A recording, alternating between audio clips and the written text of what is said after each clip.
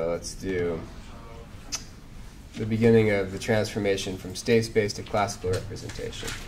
So this is the part that we could do very easily for that first order system. But if you have a higher order system than that, if you have a state space model, which we find directly, it's not immediately obvious how to write that classical single input, single output differential equation. So since our modeling technique gives us state space first, backing out what the classical representation is something we're going to need to be able to do. And we'll be able to find the system transfer operators that are associated with these state space models. So linear operators can accept and output vector-valued functions. For example, the A matrix, our A matrix, is a map from a bunch of functions. So you think about the state vector, x, as being a vector-valued function, right? And there are a bunch of, n, the number of state variables, is the number of functions that it takes in, and it maps that to another state space, or another vector space. So we can express a state model in a block diagram then as this. So this is our state and output equations written in a block diagram form. Okay, it's a little bit confusing to look at first, but let's just take it. So the way to approach these diagrams is just sort of start somewhere and see how things are connected. So notice that we have, first off, x dot is here, our dx dt. So x dot, we know, is equal to ax plus bu, right? That's our state equation. So we're going to have that equality at some point. Notice right here in this part of the block diagram, what we're doing is we're integrating it, right? Yeah. S to the minus 1 is an integral operator. So if you integrate x dot, you get x, right? And we're taking that x vector and we're doing A operating on x and C operating on x.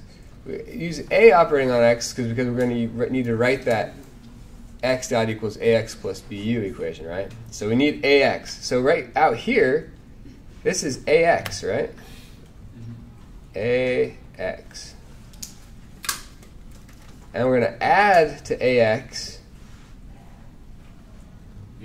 b operating on u, right? So this is bu. And what comes out of that, we know, is x dot, right? And which is, this loops back around. And for the output equation, we have y equals this sum. C operating on x plus d operating on u. So you have x dot equals ax plus bu and y equals cx plus du. So that is a way to represent it. The state equation can be written in operator form. So we saw how to draw as a block diagram, which is a useful thing. Sometimes we think in terms of the block diagram for a state equation. Now that we're thinking in terms of operators and state equation, let's write the state equation in operator form. So S operating on x is x dot, right? dx dt equals ax plus bu. So solving for x in this equation now, so if we solve for x, I don't know if you've noticed at this point, but we can leave off all the operator stuff and just have these operators just sitting to the left of their the arguments that they would be operating on, and treat this essentially algebraically in the way that we always have treated variables algebraically. it works fine to do that. And so we have we put this I in there. So I'm going to explain that very briefly. So when you can always put an identity matrix anywhere, right? Because as long as it fits, as long as the dimensions agree, no matter what you multiply the identity matrix with, it's going to stay the same. So we can take this identity matrix, we can plop it in there.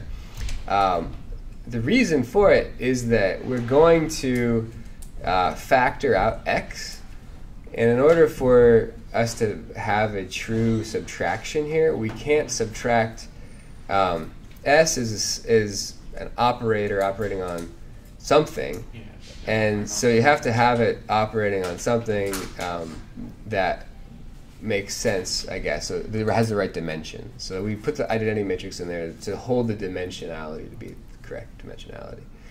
And so s I x minus ax plus bu, all we did was subtract ax over, right? And then we factor out the x, or what we are really doing here is we're creating a polynomial operator on x. We can think of it as being factoring out x as well. And then we can take the inverse operator to the other side, and we get that x is equal to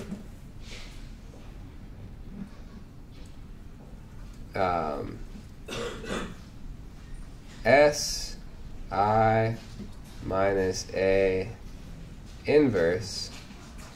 So this is the inverse operator operating on b u, right? So it's really bu over si minus a. That would be, so that is often how we write that sort of expression. We have to remember it's an operator, though.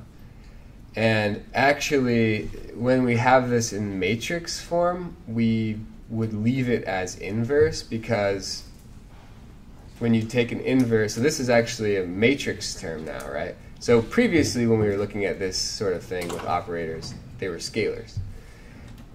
Now we're operating with matrices and vectors. So this is actually a matrix term. So you have to actually take the matrix inverse here. Okay. So the output equation, this is x. And so that's actually a solution for x, right? I mean, we've actually solved x. It's a differential equation.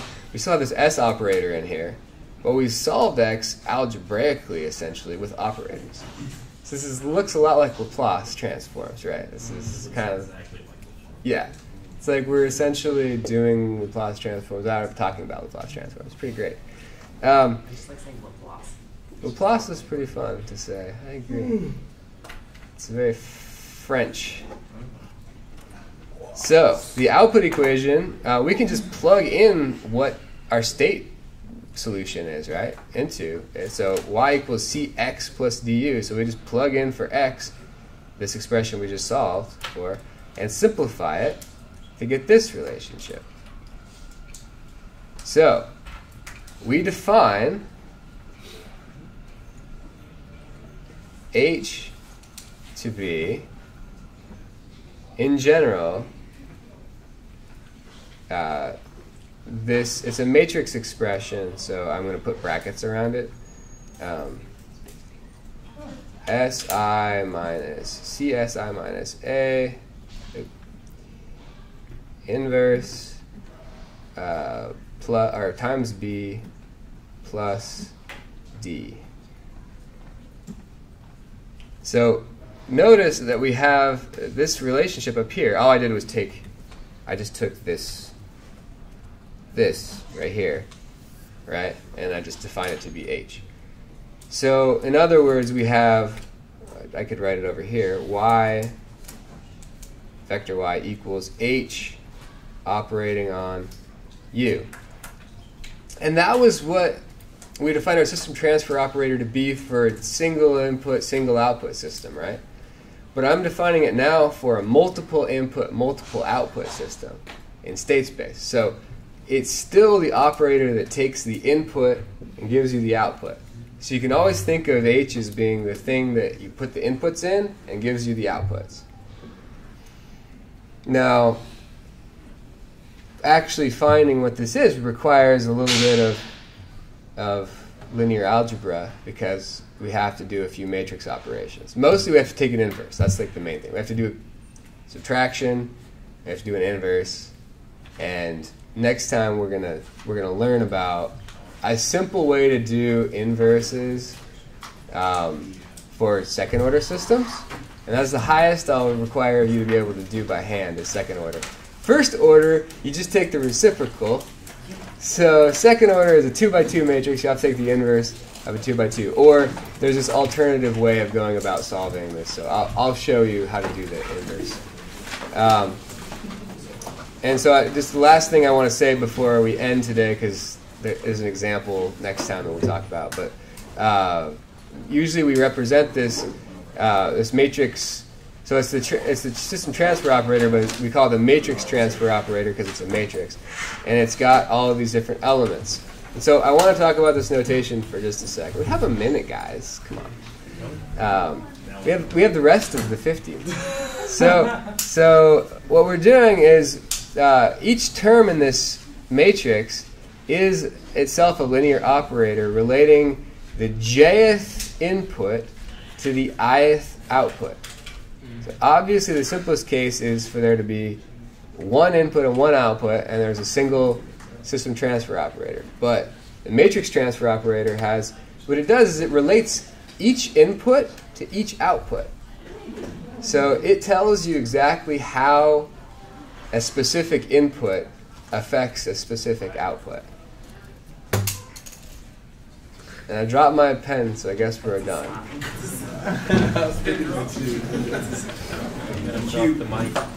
Well, let's go ahead and get started then. We have an example remaining of how to find the matrix transfer operator. We okay out there? Sorry. We're just so excited for Thanksgiving next week. Amen. So much. I also am so excited. Ready to work on That's what I was thinking. I'm more excited for that than yeah, the exam. on my mind. The Exam is coming. So okay, we are going to do an example problem, and in this example problem, we're going to find the matrix transfer operator. Okay, and we learned how to do that. We have a formula for it. All we need to do is find the state space model, A, B, C, D, and we can find the matrix transfer operator. Just plug it in. Plug and chug, as they say. Okay? So, here's the example. A suspension model that has a velocity input. We're going to find the matrix transfer operator for outputs Vm and Fb, so the velocity of the mass and the force in the damper. Okay, those are the two outputs that we're considering. So our output vector is Vm and Fb. Okay, so two outputs. We have one input and two outputs. So our one input is a velocity source. The terrain, if we have a suspension system, we're probably modeling terrain changing, and we want to know what the velocity of the mass is and what the force in the damper is as the outputs. Okay, so broadly, we will find the state model and use the definition above to derive H. So that's what we're doing. Finding the state model is a little bit of work, but we're getting really good at it. We've been doing it so many times. We're going to do it again because it's getting so easy. It's almost too easy, right? So let's skip right to the state variables because we're getting that good. We're getting there, right? So the Vm is the velocity of the mass, a cross variable on A-type energy storage element in the normal tree. and then there's another one. That'd be force K, right? Right, force through the spring, because it's a T-type that's in the links. And then what's the system order? 2. Dose. What does ekis mean? What? X. Yeah, That's my cousin's name. 2x. Does it say it's France? Does it have two X's? You're welcome. Thank you. I didn't take Spanish, so I don't know. Oh, did you take French? I took French. Qu'est-ce que c'est? No, not really. It's been way too long since. Well, I didn't know anybody for like 10 years who spoke French. And now I do know people who speak French, but it doesn't really matter anymore because I've lost it all. Yeah, that's it. You don't talk to you, Like if I'm in France, I can like yeah, I can like get around. Usually you just go bonjour, and they're like, "Oh, American, you're trying to speak French. We'll speak English." Yeah, that happened to me when I was in France too. Yeah, it's really nice. You try a little bit of French and they laugh at you and then they speak English to you. Yep. It's awesome. I will say that they're nice though At least you're about trying, it. because at least you're trying to speak their language. Yeah, like I would try to order in French, and then they would kind of giggle, and then they would be like, "I can speak English." No I'd accent. be like, "Okay, I thought I did okay there, but no, apparently not." Believe it or not, we speak in English too. Whoa. So we should probably define our state vector, Vm and Fk. So the elemental equations, how many do we need? No, tres. Trois. That's right.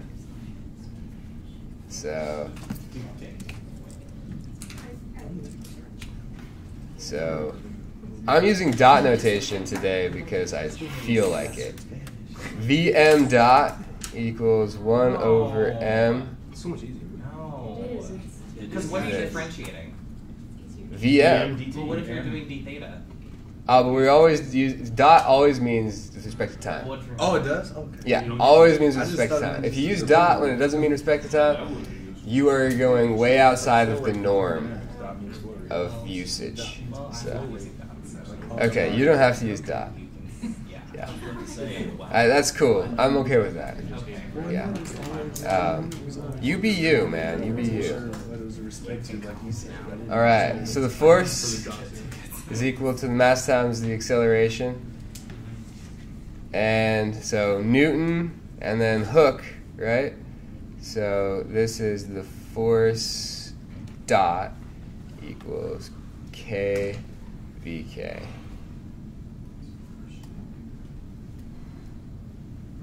And B, so we need to write F B equals B VB, right?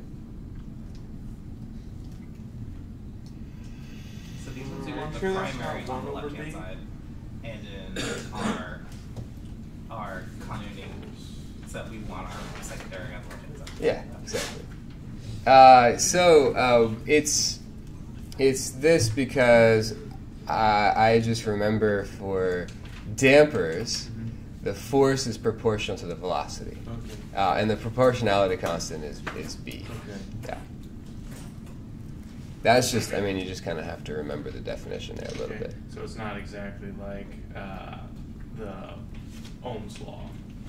Correct. Okay. Yes. B is sort of like the inverse resistance. Okay. Yeah. There is an equivalent variable called the conductance. So, all right. Figure out what makes it easy to remember for you. Yeah. I guess yesterday. Don't feel bad. Okay, so the continuity equations then, we have, I drew our one contour. We only need one contour, right? Because we have one, just a single passive element in the, yes, awesome. because you guys know you have a test on this on Monday, right? It's like I'm doing this example, and like this, the first half of this problem is stuff that you guys are testing. I'm testing you on Monday. I'm not testing you on the second half where we find H. Okay. But yeah. Yeah. Because you guys won't have finished your homework yet by Monday. Homework. I was like, Yeah. Is there still a quiz on Wednesday? We never revisit. Yes. yeah. So I am willing, if you guys would like, to postpone the quiz until the next week. The double quiz. Yeah. Would you prefer that? Yes. Yeah. All right. So we'll have All two. right. So we'll have two quizzes. No, because I'm not going to cover any material next week because we have one day of class and we're taking an exam. So I can just have the quiz due. But you guys are going to forget all of the material, aren't you? That's fine. Surely not. We're gonna Surely forget not. it, and then we're gonna have to remember it again. That's why I was trying to think about what was best for your learning experience, and then, but you guys have these videos. You guys will be watching these videos and come to this All part, right. and it'll be so meta right now. It'll be cool. Look for it. It doesn't seem like it now, but when you're watching the video, you're gonna be like, "I'm so glad that we are doing these videos." Within the video itself, we even have an appreciation for the video. No, I'm I glad. watched them. Video section. I planned on watching them.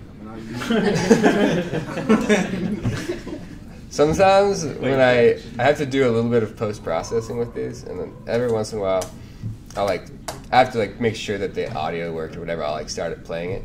I'll just leave it on in the background, and my wife comes in. She's like, "Are you watching a video of yourself lecturing?" No, it's comforting to have on in the background. It's kind of fun. I'd like to hear myself. Do you even get any good views on that? Oh yeah, they go viral all the time. Share your link on I'm Facebook. sharing it on Facebook. 1:30, I think that's what you need. If you watch anything today, watch this lecture. Yes. Share if you like it. Subscribe. Oh, yeah. Hey guys, don't forget to subscribe. Register. Yeah. Subscribe and register. I should go back and cut out all of the spaces in between the things that I say, so almost rapid fire, just Like when you're writing. Oh, like jump cuts that don't really serve a purpose. I've Yes. seen that. No, here. Yeah, those are fun. Okay. Should make like a theme song. Continuity equation then is going to be the force and the mass is equal to the force through the spring plus the force through the damper. Right? Compatibility equations, there will be how many of those, Jordan? Two. Dose. I'm not Jordan. No. Do. One for you. It was close. Okay, so we have to put in the spring and put in the damper. So let's see. We have VK equals VS minus VM. And we have VB equals VS minus VM. That was a really weird V. We'll do that again. There we go. Okay, so now we can find our state equations. First step, eliminate all of that stuff. So there we go. So MKB.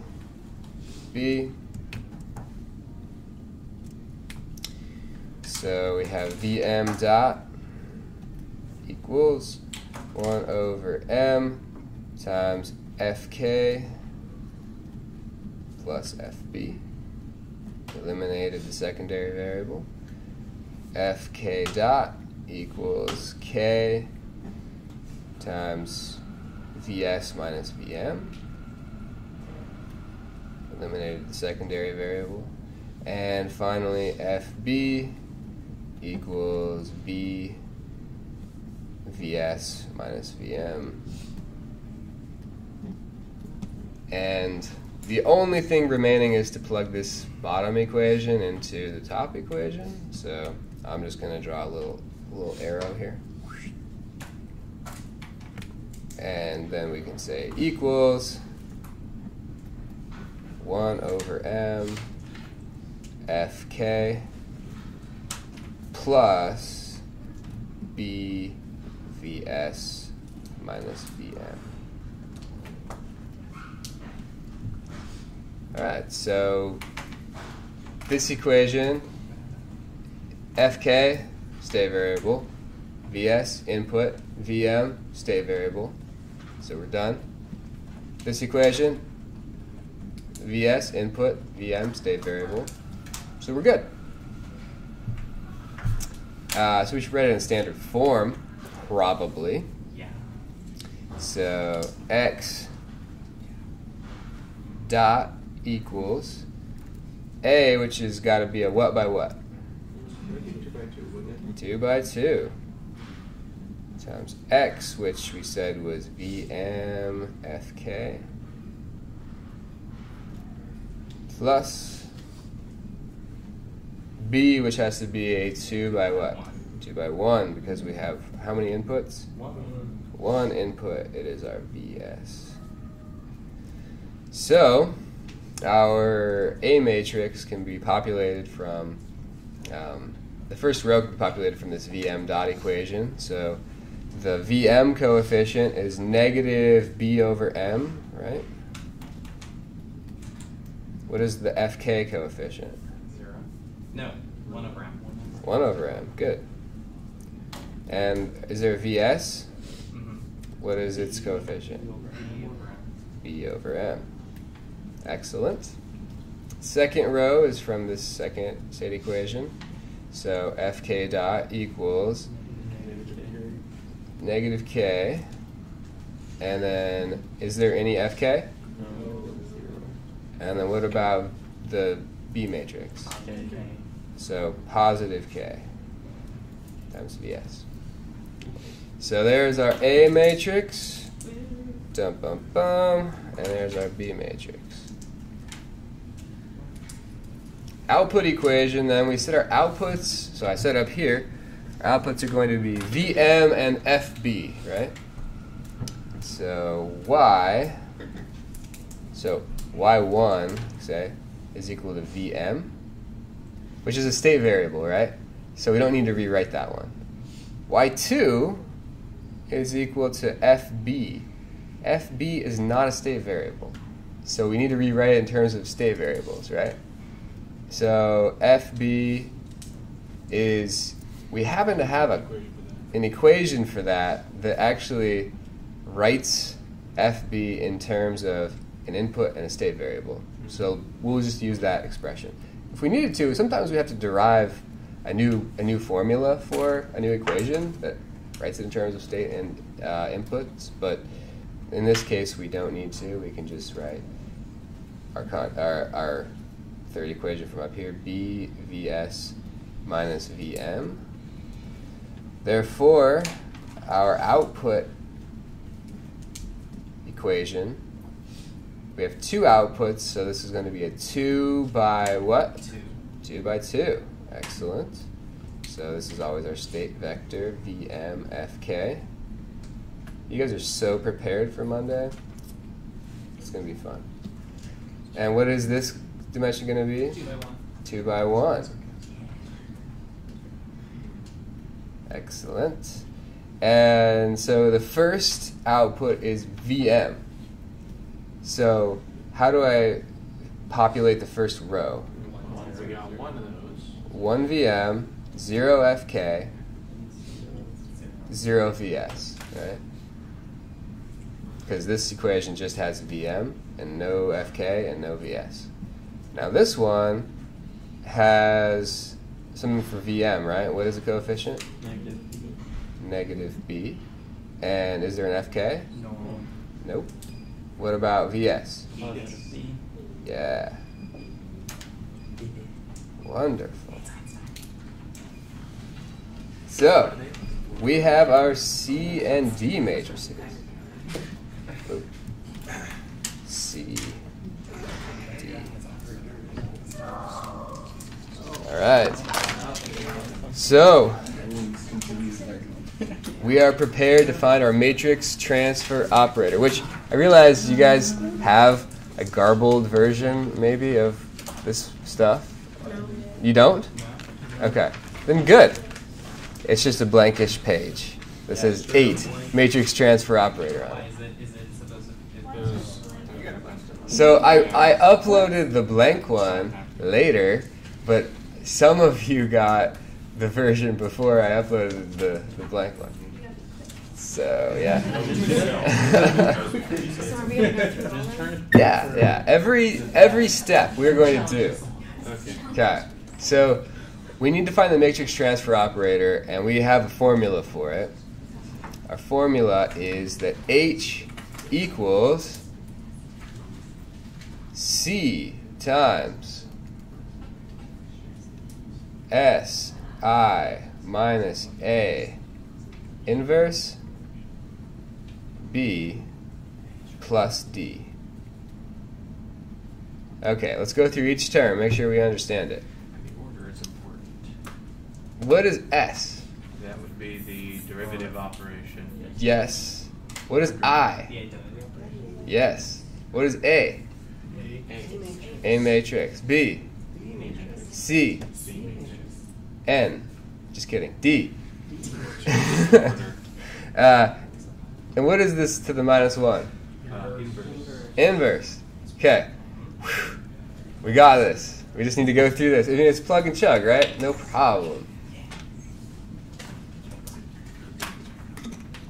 So, yes. I did chug before I plugged. You're very good. Well played. So let's take the SI minus A out first and just deal with it so we don't have to keep rewriting all of these terms. So let's just deal with that. So let's say SI minus A equals. So let's write out what SI is. SI is the S operator operating on the identity matrix. The S operator will operate on each term of the identity matrix. And the identity matrix, so identity operator can be represented algebra or in a matrix form as just being the identity matrix. I didn't say that part. So it gets distributed to each term. And the derivative of, well, if you zero it out, essentially, so we have S shows up in the 1 spots, and the 0 terms zero it out. So we have S is along the diagonal, and 0 is elsewhere. Okay? So S is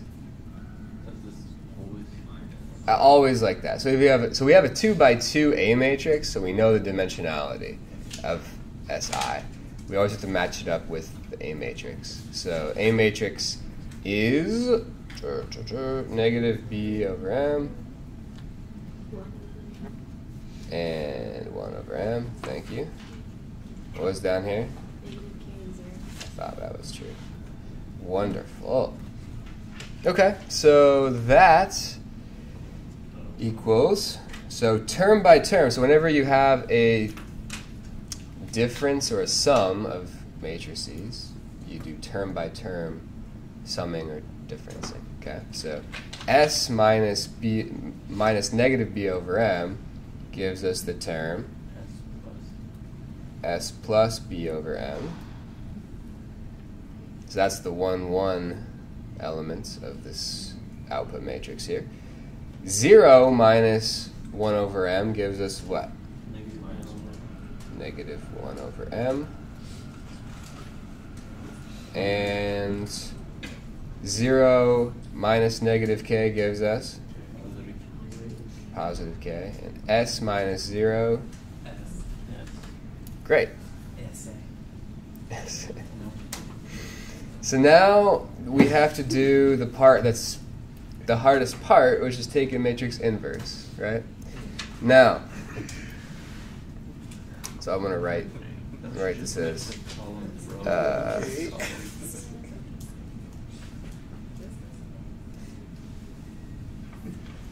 SI minus A inverse. So, let's take the inverse of this 2 by 2 matrix. Now, there are different ways of doing this. I'm only going to have you, or to require on an exam that you be able to go up to a 2x2 matrix inverse, okay? Next semester, I'll require up to a 3x3 by hand, but this semester, just a 2x2, okay? Cool. So this is the highest order that we'll do. What is the inverse of a 1x1 matrix? Just the reciprocal of that of the one element is the inverse. Okay, because you have to multiply and get the identity matrix out. That's the definition of a matrix inverse. So to compute this inverse, we're going to use, so at 2x2, there's this really nice rule that works really well for a 2x2, and it's in your book. Your book has this appendix you may or may not be aware of called Introduction to Matrix Algebra. What? Okay. Now, I would recommend that you read every word of this. It's not that bad. It's really pretty straightforward. Most of the stuff you'll know. You'll get down here and you'll find a nice thing called the matrix inverse. Okay, it defines it in general, but then it also gives you this thing called Kramer's rule. Okay. Now, I don't know if they call it that in here. Anyway, yeah, we can use this little equation for a 2x2. Okay, and it's really easy. So all you do is you take, it's the adjoint, but for a 2x2, the adjoint means flip the diagonal terms here. So A11 started in this spot and it flipped to this spot, and A22 started in this spot and went to this spot. Okay, so you flip those on the diagonal, and then you leave these two where they are, the off-diagonal terms, but you just flip the sign on them. Okay, and then you divide the whole thing by the determinant of the matrix, which the determinant is also defined in this book. It's defined right here in the preceding section. For a 2x2, though, the determinant is just this, which is in this formula too. It's just A11, so I'll go back up to this where it shows the computation here. So this is the determinant of the A matrix. So you take A11 times A22, and then you subtract A12 times A21. So you're making an Ekis.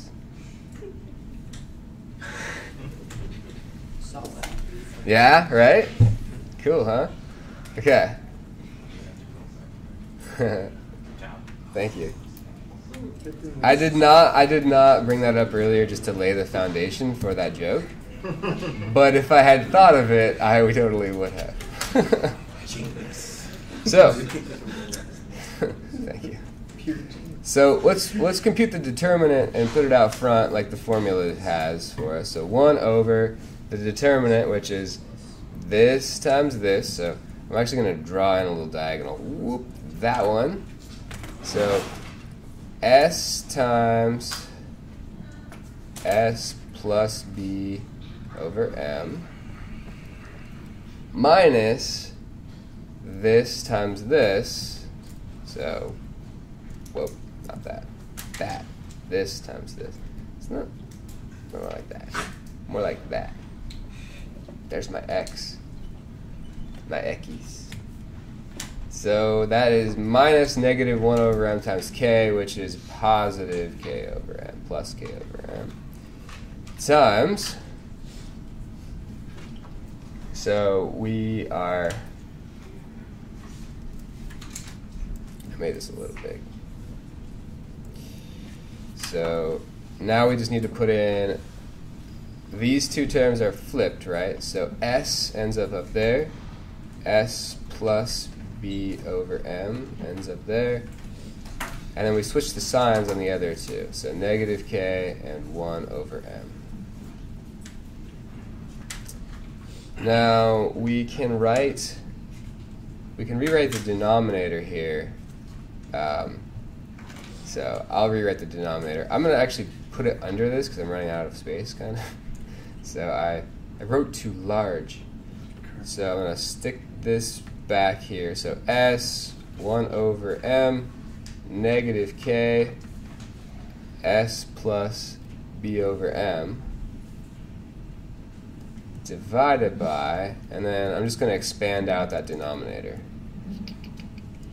which gives me S squared plus B over MS plus K over M. Now, what we need to do is keep rewriting this and just plug it back in. But this right here is going to be a pain to rewrite a bunch of times. So what we're going to do is just define it, def, we're going to call it delta. Because we can, and we want to, and we see. So my wife learned Spanish, and she knows it much better than I do, obviously. And I kind of wanted to learn Spanish, though. So I was like, hey, let's just speak in Spanish only. Like, you could speak to me in Spanish only from here on out, and then I'll have to learn. Wouldn't that be great? And then she doesn't want to do that. But I thought it would be awesome. She doesn't want to teach you. Yeah, pretty much. Pretty much. Yeah. Apparently I'm a bad student or something. I don't know. Ouch. Sorry, I didn't hear that. Maybe it's better that I didn't hear that. It's cold-hearted. Cold-hearted? That doesn't sound like Chase. She seems so nice. Sounds like Moda. 1 over delta. So coming back up here, if you have a constant that is in there, so we have a constant that comes out 1 over delta. Well, it's not a constant. I shouldn't call it a constant. I should call it a scalar, right? It's not a matrix term, right?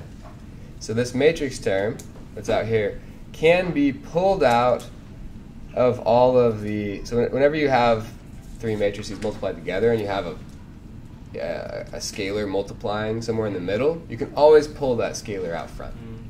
It's equivalent. So let's do that. Now we have C. Let's plug in our C matrix. C matrix is this. So 1, negative B, 0, 0. Multiplying this thing that we just found, but without the denominator, which we already pulled out. So S 1 over M negative K S plus B over M times B, which is B over M and K, plus D, which is 0 B. Right? That's it.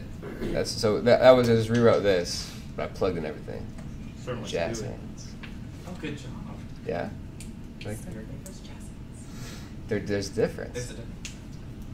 So this is jazz hands and this is spirit fingers. Did not know that difference. Jazz hands. I'm so glad that's on YouTube now. I gotta say that. You get beat up in my Jazz neighborhood for that. Everyone learns something. Now I know, and now the internet can also know. Or they can put Fran on. Yeah, it's in that movie. What's it called? These I are never not watched that spirit movie so fingers. good. I've never watched that movie on my own will. Oh, yeah, that's exciting. That's awesome. So that explains it. Okay, we just need to do a couple more matrix operations. And so we need to multiply these matrices together. We need to add them to that. and then we're good, right? So 1 over delta times, so let's do this first multiplication first, just because we can do it in any order. We can either multiply these two first or these two first. So let's do these two first. The matrix that results is going to be a what by what? 2 by 2. 2 by 2. Okay, because we have a 2 by 2 multiplying a 2 by 2, so we end up with a 2 by 2. The first element is 1 times s plus 0 times negative k. In other words, s. The second term is going to be, what is it going to be? I want you guys to do this part. 0 is 1 over m. 1 times 1 over m plus 0 times s plus b over m. So that is just going to be 1 over m. These zeros really help us out, don't they? Yeah.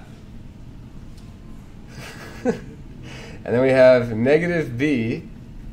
So this next term is negative b times s. So negative bs, get that out of here, plus 0 times negative k. Thank you, someone, for laughing. Which is 0. Negative bs, get that out of here. Come on.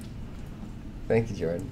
Okay, so then we have this last term is negative b times 1 over m plus 0. Negative b over m. Yes. Get that out of here. Doesn't work there, but that's right. If we didn't have the over, it would be pretty funny too. That's what I was thinking. If we end up with the m in the numerator, then we'll have a really funny joke on our hands as well. But hopefully not on our hands. We're talking about the same thing.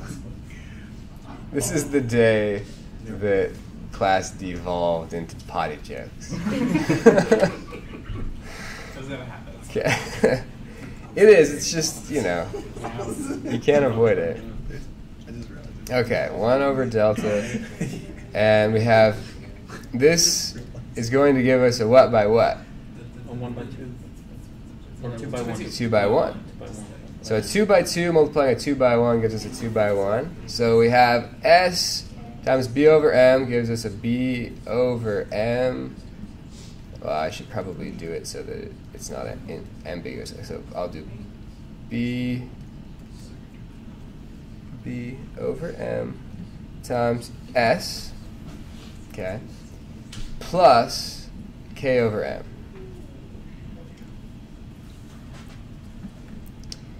And the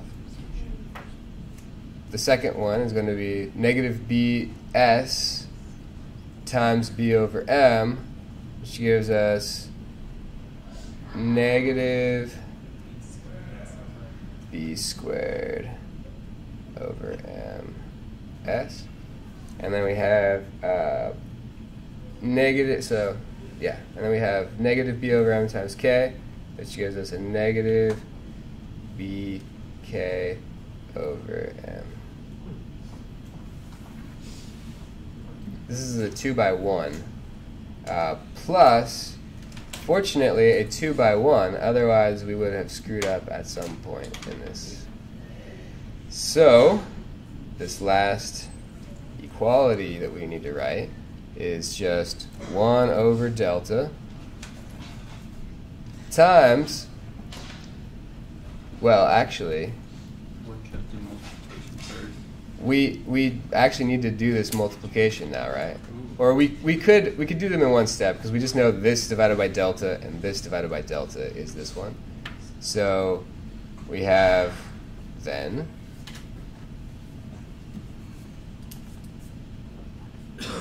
one over delta times b over m s plus k over m.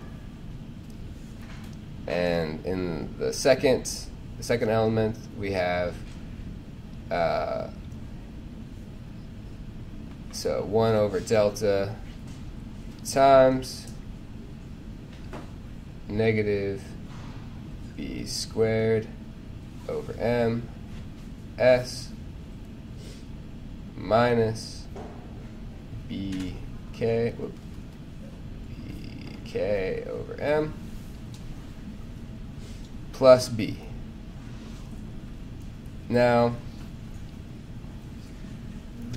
we should probably go ahead and plug in our delta and simplify this. But quite frankly, I don't want to. Yeah, we don't want to. We're going to be lazy right now. But we shouldn't be lazy. We only have 6 minutes left, and it would probably take the whole 6 minutes to do that part, because we would probably get it wrong. So, there may or may not, let me look. In the one that I uploaded, I simplified it. It does simplify down pretty nicely, though. It does. I'll just tell you what it comes out to be. How about that?